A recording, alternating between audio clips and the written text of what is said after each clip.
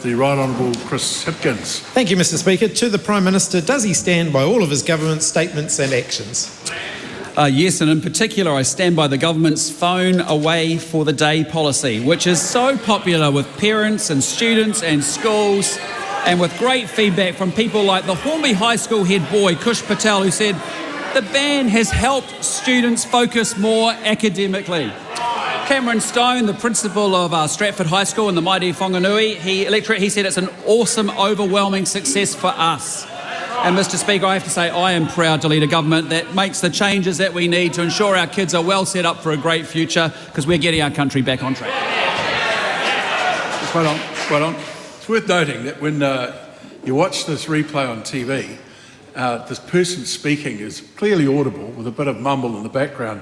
So most of that is denying the House an answer as opposed to the general public. Call on the Right Honourable Chris Hipkins. Point of order, Mr Speaker. Point of order.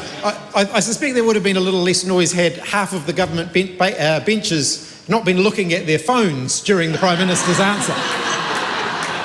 Well, that's an interesting point, but not a point of order. Help is on the way, because we are going to deliver low and middle income tax relief to hard-working Kiwis.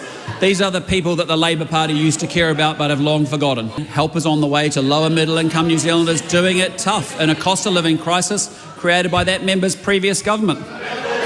Supplementary, Right Honourable Winston Peters. I asked the Prime Minister as to whether people in Auckland would be catching the bus each day if light rail had been built as Labour promised.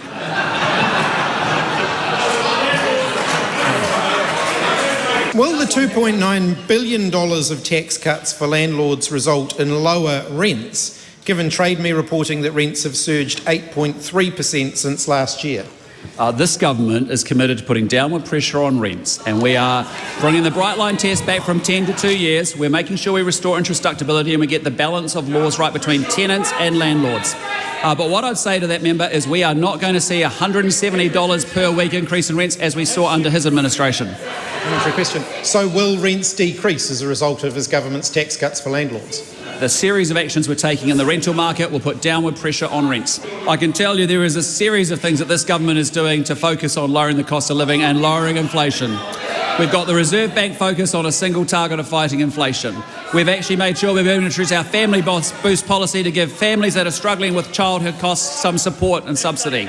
We're making sure that we're going to give tax relief in this budget for low and middle income working New Zealanders. We're serious about lowering inflation, and isn't it good that inflation hit 4%, the lowest it's been for 3 years? We're on our way.